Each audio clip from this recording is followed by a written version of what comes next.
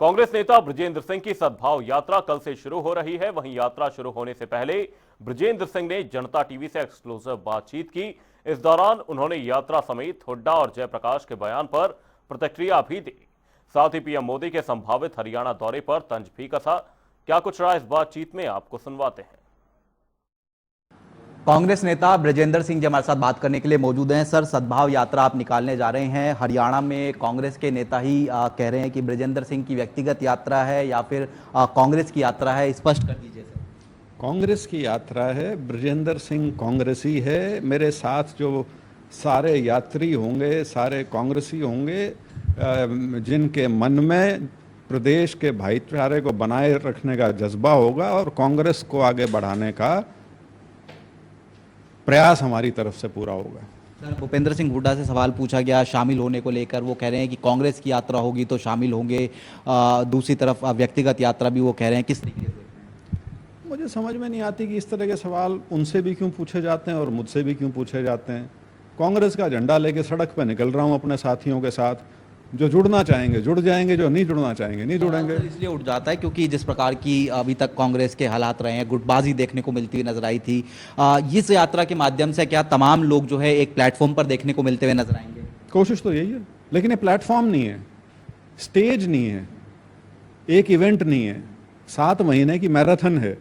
तो उस मैराथन में कौन किस स्टेज पे जुड़ेगा वो एक बात है। आपका जो सवाल है वो जब यात्रा खत्म हो जाएगी उसके बाद विश्लेषण का मुद्दा बन सकता है कि कांग्रेस इससे जुड़ी नहीं जुड़ी, कांग्रेस ही इससे जुड़े नहीं जुड़े, लोग इससे जुड़े या नहीं जुड़े, वो तब कर सकते हैं। लेकिन बिल्कुल मेरा मानना है कि चाहे हमारे राष्ट्रीय स्तर की लीडरशिप हो या प्रदेश की हो, देर सवेर उनकी सुविधानुसार किसी ना किसी स्टेज पर जरूर जुड़ेंगे। सर, आप कांग्रेस के ही सांसद है जयप्रकाश, वो तो टाइमिंग को लेकर भी सवाल उठाते हुए नजर आ रहे हैं। कह रहे हैं जब बीजेपी में थे तब इस प्रकार की यात्रा कहीं ना कहीं होनी चाहिए थी, और भी बातें उनकी तरफ से कही जा रही हैं। क्या कहें? बड़ी बेतुकी सी बातें हैं।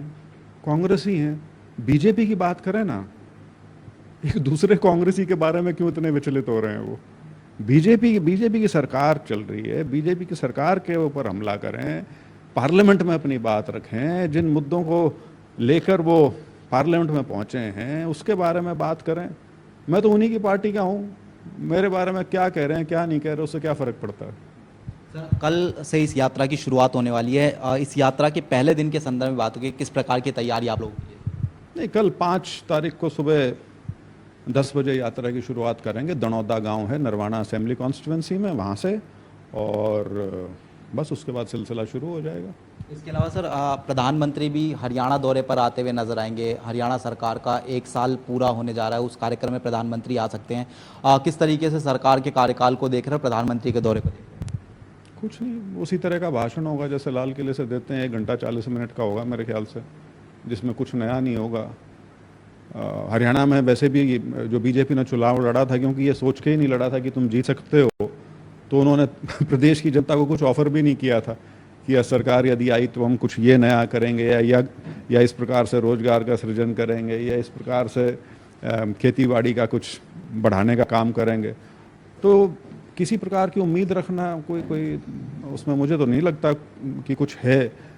बाकी प्रधानमंत्री जी आएंगे तो उम्मीद तो होती है कि प्रदेश को कुछ मिल जाएगा, लेकिन जब वो बाढ़ प्रभावित, और सिर्फ प्रभावित नहीं, पंजाब जिस प्रकार से बाढ़ की ग्रस्त में है, जब वो वहाँ पर ही कुछ नहीं दे के गए, और हमारे यहाँ तो अभी इलेक्शन भी नहीं है, वो इलेक्शन से पहले तो बहुत कुछ दे जाते हैं, जैसे बिहार में जड़ी लगा रखी है एकदम से।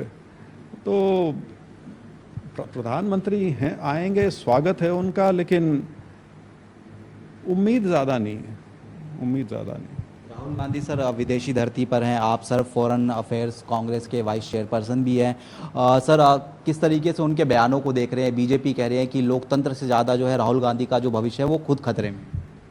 हाँ, ये तो बीजेपी की बहुत सालों से इच्छा है कि उनका राजनीतिक भविष्य खतरे में हो, क्योंकि उनकी मौजूदगी से बीजेपी को अपनी राजनीति खतरे में नज़र आती है।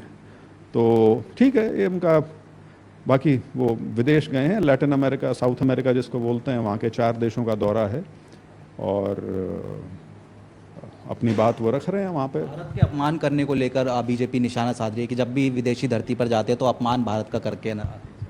भारत इतनी छोटी चीज़ है क्या कि उसका इतने आसानी से अपमान हो जाए? अपमान तो ट्रंप कर रहे हैं आपका, किश्तों में हर दूसरे दिन करते हैं, कई बार एक दिन में 3-3 बार कर देते हैं। वहाँ तो मैं चुप रहूंगी, एक मीना कुमारी की पिक्चर आई थी, वो स्थिति बन जाती है। और राहुल गांधी जी जब मुद्दों की बात कर रहे हैं, विषयों की बात कर रहे हैं, उसमें देश खतरे में नजर आ जाता है। पता नहीं, शायद इन्होंने 11 साल में जोर कर दिया कि इनको खतरा ही नजर आता रहता है हमेशा। खतरा और बेइज्जती, मतलब पूरे देश को डरा के रखो, देश को डरा के रखो और देश के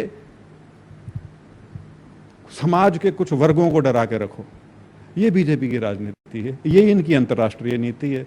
तो क्या है ये मुझे समझ में नहीं आ रही, क्योंकि 11 साल की विदेश नीति का जो पटाक्षेप ऑपरेशन सिंदूर के बाद हुआ, जिस प्रकार से हम दुनिया में अलग थलग पड़े पाए गए, उससे आप अंदाजा लगा लीजिए कि देश हित को नुकसान कहां से हुआ है। तो हमारे साथ में ब्रजेंद्र सिंह जी थे, जनता टीवी से तमाम मसलों को लेकर खास बातचीत कर रहे थे। कैमरामैन सत्येंद्र के साथ स्पर्श शर्मा, जनता टीवी, दिल्ली।